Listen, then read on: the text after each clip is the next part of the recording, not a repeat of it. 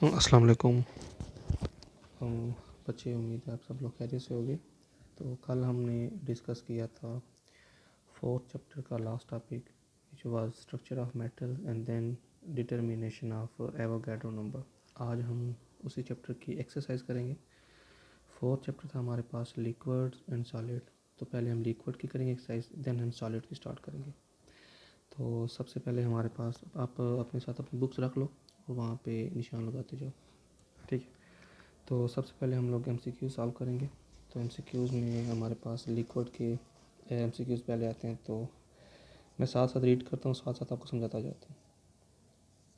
अच्छा जी, तो पहला हमारे पास है कि London dispersion forces are the only forces present among the following.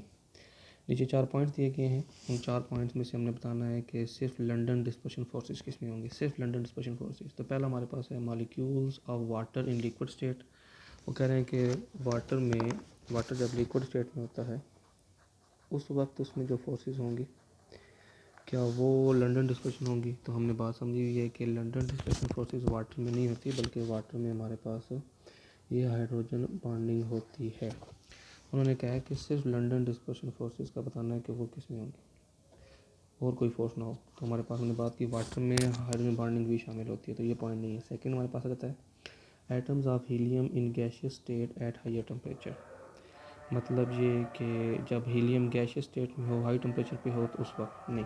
हम सब जानते हैं कि जब एक गैस हो और उसके दरमियान हाई टेम्परेचर हो तो मॉलिक्यूल दूर दूर मूव करते हैं, तो उस वक्त उसके दरमियान कोई इंट्रैक्शन नहीं, कोई फोर्स नहीं होगी। तो ये पॉइंट भी गलत है। Third one is molecule of solid iodine. हाँ, आयोडीन जब हमारे पास सॉलिड फॉर्म में होती है I2, तो हम सब जानते हैं कि उसके दरमियान कोई इंटरमोलकुलर फोर्सेस होंगी, तभी वो सॉलिड फॉर्म में होगी। तो आयोडीन नॉन पोलर मॉलिक्यूल है। आयोडीन दोनों सेम है हमारे पास, एटम नॉन पोलर है, तो हमारे पास इसमें ही लंदन डिस्पर्शन फोर्सेस होंगी। तो जो सही ऑप्शन है हमारे पास that is option C, molecule of solid iodine. ठीक है। सेकंड हमारे पास आ जाता है acetone and chloroform are soluble in each other due to. दो कंपाउंड हमारे पास, एक हमारे पास एसीटोन, एसीटोन बेटा इसको बोलते हैं R C double bond O R. R का मतलब यहाँ पे अल्काइल ग्रुप होता है। अच्छा, तो ये हमारे पास है एसीटोन। और उन्होंने बात की है क्लोरोफॉर्म की, तो क्लोरोफॉर्म बेटा बोलते हैं CHCl3 को। एसीटोन बोलते हैं सिंपली सब्सटेंस को CH3, सी डबल बॉन्ड ओ CH3, और क्लोरोफॉर्म बोलते हैं CHCl3 को। मैंने इनको ओपन फॉर्म यहाँ पे लिख दिया।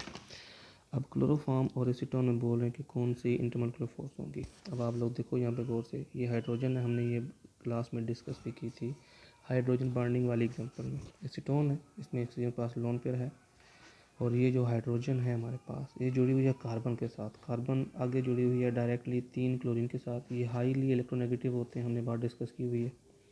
तो ये इन बॉन्ड की तमाम डेंसिटी को खींच के अपने पास ले जाएंगे तीनों क्लोरीन। तो ये हमारे पास इंतहाई ज़्यादा पॉजिटिव हो जाएगा। जब कार्बन इंतहाई ज़्यादा पॉजिटिव हो जाएगा, इसके पास इलेक्ट्रॉन डेंसिटी कम होगी, तो फिर वो इन तीनों से तो ले सकता नहीं, क्योंकि ये तीनों तो खुद इसे खींच रहे हैं। तो ये फिर इन अदर वर्ड इस हाइड्रोजन से सारी डेंसिटी खींच लेगा। मतलब ये इंतहाई नेगेटिव, इलेक्ट्रोनेगेटिव हो जाएगा, इंतहाई भूखा हो जाएगा इलेक्ट्रॉन डेंसिटी के, क्योंकि इससे सब डेंसिटी ले ली गई है दूसरे एटम में।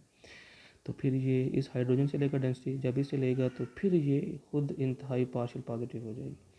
और जब कोई हाइड्रोजन इंतहाई पार्शियल पॉजिटिव हो जाए और उसके सराउंडिंग में ऑक्सीजन मौजूद हो या कोई भी इलेक्ट्रोनेगेटिव आइटम मौजूद हो विद इट्स लोन पेयर, तो फिर वहाँ पर हमारे पास एक new kind of intermolecular interaction develop होती थी, जिसको हम लोग बोला करते थे हाइड्रोजन बॉन्डिंग। तो जो क्वेश्चन था कि एसीटोन और क्लोरोफॉर्म के दरमियान कौन सी इंटरेक्शन होती है, तो हमने भी सीखा कि वो हाइड्रोजन बॉन्डिंग होती है। हमारे पास यहाँ पे 4 ऑप्शन है। पहला हमारे पास है इंटरमॉलिक्यूलर हाइड्रोजन बॉन्डिंग। क्वेश्चन था ना कि एसीटोन एंड क्लोरोफॉर्म और सॉल्युबल इन ईच अदर, उसकी रीज़न हमारे पास होती है intermolecular hydrogen bonding, option A. ठीक हो गया।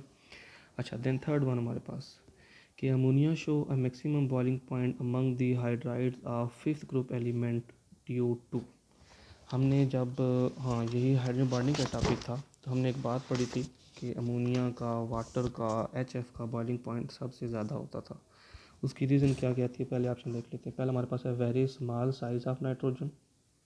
हाँ, कुछ हद तक बात ठीक है कि इसका स्मॉल साइज़ होता है, लेकिन ये उसमें इतनी इंपॉर्टेंट नहीं रखता था। Then second one, lone pair of electron present on nitrogen. उस ग्रुप के मेंबर के सबके पास लोन पेयर होगा तो लाजमी नहीं है कि ये ज़्यादा शो करे, क्योंकि बात करें पाँचवें ग्रुप के एलिमेंट में सबसे ज़्यादा शो करता है, तो सबके पास लोन पेयर होगा तो ये रीज़न नहीं है। Third one, enhance electronegativity character of nitrogen. हाँ जी, ये था हमारे पास, हमने जब डिस्कस किया तो हमने कहा था नाइट्रोजन की जो इलेक्ट्रोनेगेटिविटी होती है वो इंतहाई ज़्यादा होती है, तो ये दूसरे हमारे पास अमोनिया के मालिक्यूल के साथ वहाँ पर हाइड्रोजन बॉन्डिंग कर लिया करता था, जो कि हमारे पास उसके बॉइलिंग पॉइंट का ज़्यादा होने की रीज़न थी।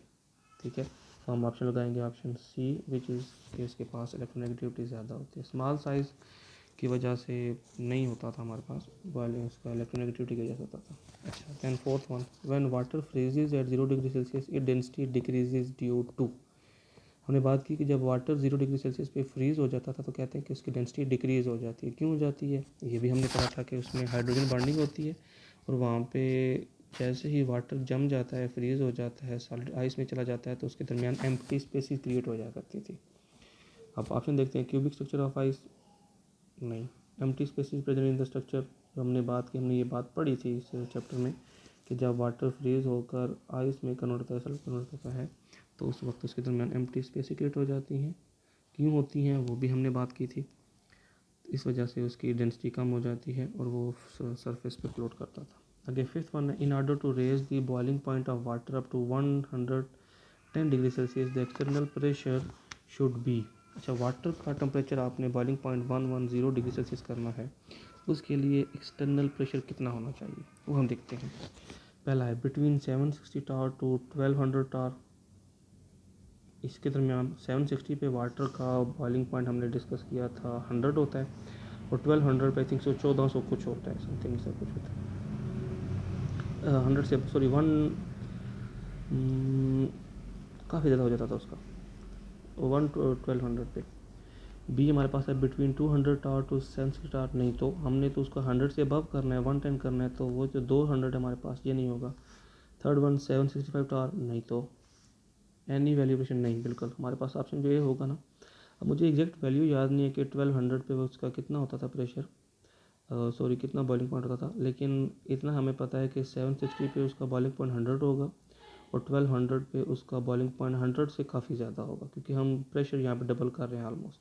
ठीक है, तो 760 और 1200 के कुछ दरमियान होगा, तब ही हमारे पास उसका बॉइलिंग पॉइंट 110 हो जाएगा। चलो हम अपनी आसानी के लिए कह देते हैं कि 760 पे पानी जो है वो 100 पे बॉयल होता है, 1200 पे हमारे पास वो बॉयल होता होगा 130 पे, लेट्स सपोज। तो अगर आपने इसको 110 पे बॉयल करना है तो इस दोनों के दरमियान कोई प्रेशर होना चाहिए। तो यही हमारे पास ऑप्शन सूटेबल है कि अगर प्रेशर इस 760 और 1200 के दरमियान हो तो हमारे पास पानी 110 पे बॉयल करेगा। ठीक है, ये एमसीक्यू से हमारे पास। आगे चलते हैं फिलिंग द ब्लैंक्स के ऊपर। पहली blank, the polarisability of noble gas dash down the group and result in the increase in their boiling point. Noble gases की पोलराइजेबिलिटी टॉप टू बॉटम क्या होती है, उन्होंने ये पूछा है। हम सब जानते हैं जब आप top to bottom helium, neon, argon, krypton and xenon, जब आप टॉप टू बॉटम जाते हो तो एटम का साइज़ बढ़ता जाता है। जब साइज़ बढ़ता जाएगा तो हमने बात पढ़ी थी कि उनकी जो पोलराइजेबिलिटी होगी वो भी इंक्रीज़ कर जाएगी। बेटा पहली ब्लैंक में आएगा हमारे पास इंक्रीज़। ठीक हो गया। अच्छा, सेकंड हमारे पास आती है, dash is develop in acetone and chloroform when they are mixed together. Chloroform और एसीटोन में क्या चीज़ डेवलप हो जाती है जब दोनों को मिक्स किया जाता है? तो हमने अभी बात की थी, दोनों में हाइड्रोजन बॉन्डिंग डेवलप हो जाती है, जिसकी वजह से दोनों मिक्स हो जाते हैं। ये हमने अभी सॉल्व किया था थोड़ी देर पहले। क्लोरोफॉर्म एंड हाइड्रोजन बॉन्डिंग, इसमें हमारे पास हाइड्रोजन बॉन्डिंग डेवलप हो जाती थी, जिसकी वजह से दोनों मिक्स हो जाते हैं। Third one, exceptionally weak dash of HF is due to strong hydrogen bonding present in it। HF के अंदर हाइड्रोजन बॉन्डिंग होने की वजह से उसके अंदर क्या चेंज आता था, हमने डिस्कस किया था, उसकी एसिडिक स्ट्रेंथ लो हो जाती थी। क्यों? क्योंकि वो फिर अगर हाइड्रोजन बॉन्डिंग स्ट्रॉन्ग होगी तो वो अपने आप प्रोटॉन दे नहीं पाएगा, इस वजह से फिर वो वीक एसिड बन जाएगा। तो यहाँ पे हमारे पास है जब weak acidic strength of HF, weak acidic strength आएगा यहाँ पर। अच्छा जी, fourth one, del H of vaporization of hexane should be dash than del H of C2H4। Hexane और इथेन के दरमियान जो हीट ऑफ वेपराइजेशन है वो पूछा जा रहा है, ठीक है। तो जो हेक्सेन है उसकी वेपराइजेशन ज़्यादा होगी या इसकी ज़्यादा होगी, तो वो हम सब जानते हैं कि नंबर ऑफ, अब ये जो हेक्सेन है ये भी नॉन पोलर है, इथेन है ये भी नॉन पोलर है। नॉन पोलर में कौन सी इंटरमोलिकुलर फोर्सेज होती हैं, क्योंकि जो डेल एच वी है ये इंटरमोलिकुलर फोर्सेज पर डिपेंड करती है, दैट इज़ वेपराइजेशन। तो जिसमें फोर्सेज स्ट्रॉन्ग होंगी उसी की ज़्यादा होगी। तो हमारे पास इसके अंदर नंबर ऑफ़ एटम ज़्यादा हैं तो इसके अंदर डेल एच वी भी इसकी ज़्यादा होगी, क्योंकि इसकी इंटरमोलिकुलर फोर्स ज़्यादा होंगी। क्योंकि नॉन पोलर मॉलिक्यूल में हमारे पास जो इंटरमोलिकुलर फोर्सेज होती हैं वो लंडन डिस्पर्शन फोर्सेज होती हैं, और लंडन डिस्पर्शन फोर्सेज डिपेंड करती हैं नंबर ऑफ़ एटम के ऊपर। इसके नंबर ऑफ़ एटम ज़्यादा हैं, क्योंकि 6 और 14 हमारे पास 20 हो गए, ये 6 और 2 8 है, ये 20 एटम है, ये 8 एटम है। तो 20 एटम में हमारे पास स्ट्रॉन्ग इंटरमोलिकुलर फोर्सेज होंगी, लंडन डिस्पर्शन फोर्सेज स्ट्रॉन्ग होंगी, तो उसकी डेल एच वी भी ज़्यादा होगी। तो हम बोलेंगे फिर del H V of C6H14 should be greater than that of ethane. होगी बात क्लियर। आगे 6.1, during the formation of ice from liquid water there is a -% increase in volume. जब भी पानी लिक्विड से सॉलिड आइस में जाएगा तो उसकी डेंसिटी बढ़ जाती थी, क्यों, हमने अभी भी बात की थी, उसकी डेंसिटी कम हो जाती थी, उसका वॉल्यूम बढ़ जाता था। डेंसिटी क्यों बढ़ती थी, उसका दरमियान स्पेस आ जाया करती थी, एम्प्टी स्पेसिस। वॉल्यूम कितना बढ़ेगा हमने पढ़ा था वहाँ पे, वो 9% उसका वॉल्यूम इंक्रीज़ होता था। ये भी हमने पढ़ा हुआ टॉपिक में। बेटा हम यहाँ पे वही बातें डिस्कस करेंगे जो हमने नहीं पढ़ी हैं, जो टेक्निकल बातें हमने पहले पढ़ी हैं उनको सिंपली सॉल्व करेंगे, ठीक है। आगे 6.1 है, the rate of increase of vapour pressure of water dash at high temperature. अब मतलब जब आप हाई टेम्परेचर पर जाते हो तो उसके वेपर प्रेशर पे क्या फ़र्क पड़ता है, थोड़ा सा माइंड पे फोकस, माइंड पे जोर डालो।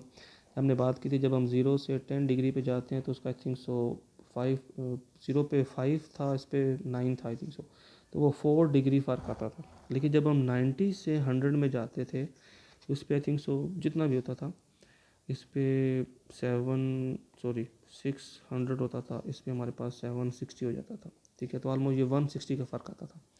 हम बोलते थे कि जब 0 से 100 जाते हैं तो वेपर प्रेशर में इतना फ़र्क नहीं आता, लेकिन जब 90 से 100 में जाते हैं तो उसके अंदर वेपर प्रेशर में एक बहुत बड़ा चेंज आता है। क्यों आता है, हमने ये डिस्कस किया था वहाँ पे, क्योंकि 90 पे मॉलिक्यूल के पास एनर्जी ज़्यादा होती थी, 100 पे वो आसानी से इवेपोरेट कर जाया करते थे। तो उन्होंने ये पूछा है कि जब आप 90 से 100 में जाते हो तो उसका वेपर प्रेशर पे क्या फ़र्क पड़ता है। मैं दोबारा रीड कर देता हूँ sorry, the rate of increase of vapour pressure of water increases at high temperature. मतलब जब टेम्परेचर बढ़ाते हो तो उसका वेपर प्रेशर भी हाई लेवल तक इंक्रीज़ हो जाएगा, यहाँ पे इंक्रीज़ आएगा, ठीक है। आगे 8वां, a layer of ice on the surface of water dash the water underneath of further heat loss. कि जो आइस की लेयर होती है वाटर की सरफेस के ऊपर, उसका क्या पर्पज़ होता है, हमने वो पढ़ा था। एक्वेटिक लाइफ को सेव करवाने के लिए हमने बात की थी। हमने कहा था कि जो आइस की लेयर होती है वो वाटर के सरफेस को ऊपर एज आ इंसुलेटर काम कर रही होती है। तो मीन यहाँ पे आएगा, a layer of ice on the surface of water insulates the water underneath for further heat loss. यहाँ पे हमारे पास आएगा इंसुलेट करना, इंसुलेट सिंपली। आगे 9th one, evaporation is a dash process. हमने बात की थी that is a cooling process, क्योंकि जब इवेपोरेशन होती है तो हाई एनर्जी के मॉलिक्यूल निकल जाते हैं, पीछे हमारे पास लो एनर्जी बच जाते हैं, तो वो कूलिंग काज करते हैं। Liquid crystal are use in the display of dash devices, electrical devices हमने पढ़ा था, वॉचेज़ हो गई, LCDs हो, ठीक है। अच्छा आगे ट्रू एंड फॉल्स आ जाते हमारे पास। पहला, dipole forces are weaker than dipole induced dipole forces. नहीं, गलत। Dipole forces are stronger than weak dipole induced dipole forces, हमारे पास गलत है पहला। Second one, the ion dipole interaction are responsible for the dissolution of an ionic substance in water। बिल्कुल ठीक। Ion dipole forces ही वो होती हैं जो साल्ट्स को पानी में डिजॉल्व करती हैं, दूसरी बात बिल्कुल ठीक है, ट्रू है ये वाला। Third one, the high polarizability of iodine is reasonable for its existence in solid form and its difference from other halogen। बिल्कुल ठीक। आयोडीन जो होती है उसका साइज़ बहुत बड़ा होता है, वो जल्दी पोलराइज हो जाती है। सेकंड भी ठीक है हमारे पास, और थर्ड भी ठीक है कि उसकी पोलराइजिबिलिटी हाई होती है जिसकी वजह से वो सॉलिड फॉर्म में एग्जिस्ट करती है। Fourth one, the strong hydrogen bonding in hydrogen sulphide make it different from water. नहीं, हाइड्रोजन सल्फाइड में बेटा हाइड्रोजन बॉन्डिंग होती ही नहीं, ये हमारे पास गलत हो गया। अच्छा जी, hydrocarbon are soluble in water because they are polar compound. बिल्कुल गलत। हाइड्रोकार्बन जो आपने अभी पढ़े नहीं थे, ये वाले, ये वाले C2H4, ये हाइड्रोकार्बन होते हैं बेटा, ये नॉन पोलर होते हैं, तो ये कभी भी पानी में डिजॉल्व नहीं होंगे। आगे, the viscosities of liquid partially depend upon the extent of hydrogen bonding. The viscosity of liquid partially depend upon the extent of hydrogen bonding. अब मैं इसको ठीक भी कर सकता हूँ, गलत भी कर सकता हूँ।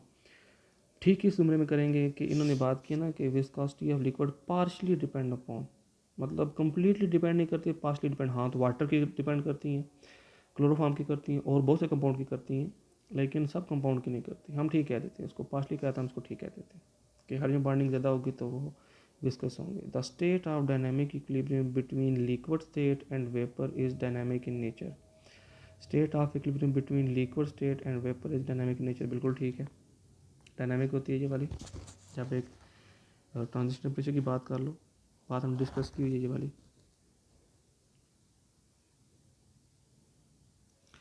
डायनामिक इन नेचर, ये जो मैं एक बार इसे एक्सप्लेन कर देता हूँ। स्टेट ऑफ इक्विलिब्रियम कहते हैं लिक्विड स्टेट और वेपर स्टेट में जो इक्विलिब्रियम आता है वो हमेशा डायनामिक होता है। डायनामिक इक्विलिब्रियम का हमने पढ़ा था कि रिएक्शन स्टैटिक। डायनामिक मतलब ये होता है कि एक स्टेट दूसरी स्टेट में चेंज हो रही है, रुकी हुई नहीं है, वो हरकत में, ठीक है। तो कहते हैं जब वेपर और लिक्विड में इक्विलिब्रियम आता है तो उसका मतलब होता है कि वो लगातार हो रहा है, मतलब कन्वर्जन हो रही है। डायनामिक है, रुका हुआ नहीं है। तो हमने बात सीखी है कि ऐसा ही होता है, जब लिक्विड वेपर में दरमियान इक्विलिब्रियम आ जाता है, उसका मतलब ये होता है कि जितने वेपर लिक्विड में जा रहे हैं उतने ही लिक्विड वेपर में जा रहे हैं। So it mean that is dynamic, that is not static equilibrium, ठीक है। तो ये बात ट्रू है। अगला आता है heat of vaporisation of liquid depend upon intermolecular forces of attraction present between their molecule. बिल्कुल ठीक बात है, जितनी ज़्यादा इंटरमोलिकुलर फोर्सेज स्ट्रॉन्ग होंगी उतना ज़्यादा हीट ऑफ वेपरेशन होगा, वेपराइजेशन होगी।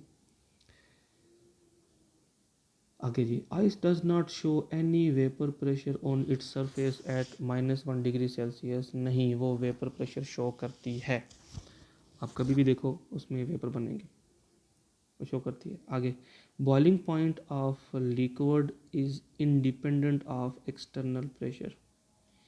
बता नहीं, सॉरी, ये जो 9th है हमारे पास कि बॉइलिंग, ये जो आइस होती है हमारे पास, आइस हमारे पास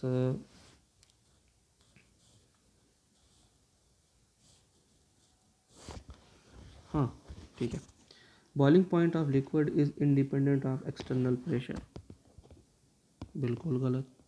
जो बॉइलिंग पॉइंट होते हैं वो एक्सटर्नल प्रेशर पर ही तो डिपेंड करते होते हैं। हम बॉइलिंग पॉइंट कहते हैं इसी पॉइंट में जिस वक्त हमारे पास इंटरनल प्रेशर एक्सटर्नल प्रेशर के बराबर हो जाता है। ठीक है बच्चे, ये कुछ हमारे पास थे ऑब्जेक्टिव वाइज, उम्मीद आप लोगों को क्लियर होंगे, हुए होंगे। हम आगे डिस्कस करते हैं क्वेश्चन नंबर 4, 5, 6। अगली वीडियो में आपको सेंड करता हूँ, बना के भेजता हूँ।